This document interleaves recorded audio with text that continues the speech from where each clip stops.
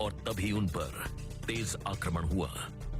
बावजूद इसके ये बारूद बिछाते रहे और फिर किले की दीवार की ओट लेकर इन्होंने बारूद में आग लगा दी।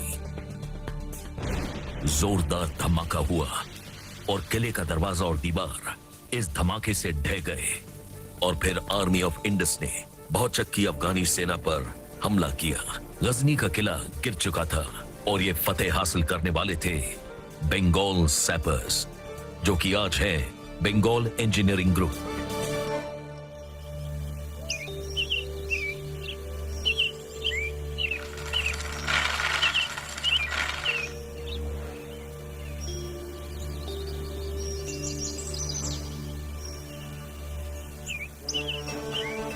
फोर्स होती है उन लोगों की जो कि पहाड़ों को काटना, नदियों को पार करना, बर्फ में रास्ता बनाना, बारूदी सुरंगें बिछाना, ये तो महज कुछ ही काम है इस यूनिट के, जो कि युद्ध के कौशल के साथ इंजीनियरिंग की भी पूरी समझ रखते हैं और ये प्राचीन काल से ही सेनाओं का हिस्सा रहे हैं। सेना अगर किले के अंदर घुस जाता था और किले के दरवाजे अगर बंद हो जाते तो इसके बाद जो बाहर सेना है जो आक्रमण कर रही है, उसके पास कोई तरीका नहीं था कि अंदर जाकर किले के अंदर इस सेना को परास्त करे।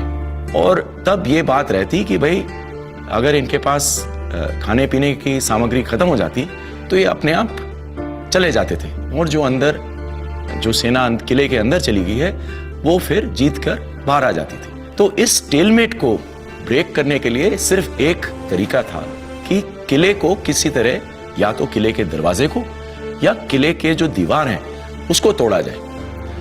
और ये तब हुआ जब गन पाउडर यानी बारूद का आविष्कार हुआ और उस बारूद को लेकर के किले के दीवार के नीचे एक सुरंग बनाई जाती थी।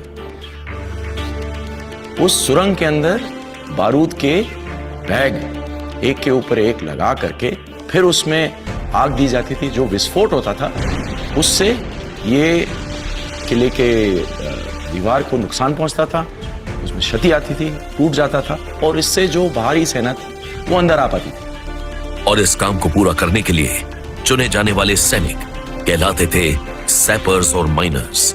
सैपर्स फ्रेंच शब्द सैपोर से निकलता है जिसका अर्थ है ट्रेंच यानी गड्ढा खोदना, और माइनर्स सुरंग बनाने वाले लोगों को कहा जाता था और साथ मिलकर ये कहलाते थे रास्ता बनाने वाले सैपर्स और माइनर्स। बहुत ही रोचक स्टेटमेंट है कि सैपर्स एक ऐसी कोर है जो युद्ध में सबसे पहले जाती है और युद्ध खत्म होने के बाद में आती है। First in the war and last out of the battle. युद्ध शुरू नहीं होता है, सैपर्स के काम शुरू हो जाते हैं। वो दुश्मन के इलाके में रास्ता बनाता है, अपने खुद के ट्रुप्स के लिए डिफेंसेस बनाता है, फोर्टिफिकेशन बनाता है, दुश्मन के द्वारा बिछाए गए माइंस में से रास्ता निकालता है, अपने ट्रुप्स के लिए पानी और बाकी रसद का मुहैया कराने के तरीके अपनाता है और फिर जब लड़ाई शुरू होती है तो अपनी दी हुई जगह पे अपने डिफेंसेस अख्तियार करता है। और लड़ाई खत्म होने के बाद अगर दुश्मन के डिफेंसेस को नेस्ता नाबूद करना हो या अपने डिफेंस को ठीक करना हो, यह काम भी सैपर को सुपुर्द किया जाता है।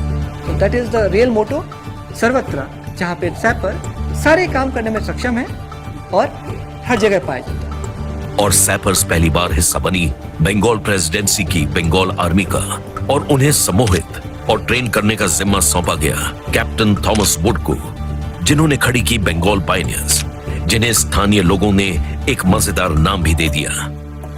हम थे सैपर और माइनर और सभी बोलते थे भाई यहाँ कौन रहता है कि सैपर और माइनर रहते हैं। अब जो यहाँ के लोग हैं वो ना जानते थे सैपर, ना जानते थे माइनर। जो उन्होंने सुना अपनी तरफ से उन्होंने उसका तद्भव वर्जन बनाया। यहाँ पे जितने भी ट्रूप्स है कहते कौन है ये, कहते सफरमैना लोग हैं। बंगाल पायनियर्स से फिर वो बनी जॉर्ज जोन और आजादी के बाद गॉड जोन बंगाल इंजीनियरिंग ग्रुप। 1803 से लेकर आजादी तक इन्होंने ब्रिटिश आर्मी में रहते हुए कई लड़ाइयां लड़ी, जिसमें शामिल है 1839 first Anglo Afghan war, 1879 second Afghan war, 1914 first world war, 1919 में एक बार फिर अफगानिस्तान वॉर, 1941-42 में सेकेंड वर्ल्ड वॉर, आजादी के बाद 1950 में ये कहलाए Bengal centre corps of engineers, जो कि फिर बने बंगाल इंजीनियर ग्रुप। भले ही नाम से ये बंगाल इंजीनियर्स ग्रुप है, लेकिन आज इस रेजिमेंट में हर जगह से लोग शामिल होते हैं। खासकर नॉर्थ इंडिया से हमारा क्लास कॉम्पोजिशन है।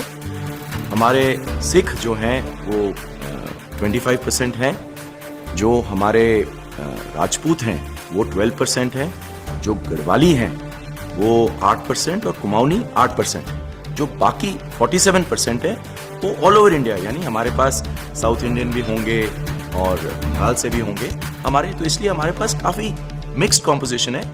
आज बंगाल इंजीनियर्स ग्रुप काफी बड़ा है।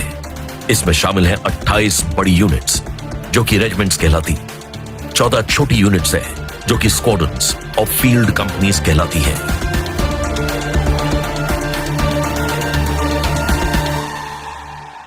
बंगाल इंजीनियरिंग ग्रुप का मूल सिद्धांत है सर्वत्र, जो कि दर्शाता है कि ये हर समय हर जगह मौजूद होते हैं।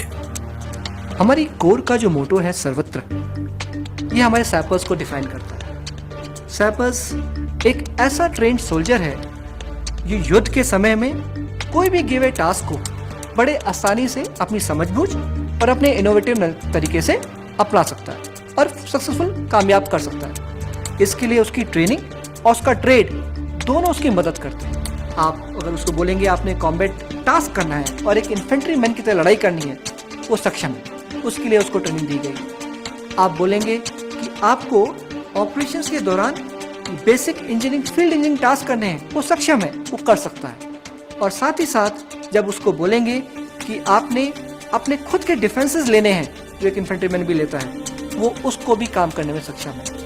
तो एक सैपर जो है एक बहुत ही कंप्लीट पैकेज है, जो युद्ध में पूरी तरह एक सीनियर कमांडर इस्तेमाल करके सक्सेस पा सकता है। बंगाल सैपर्स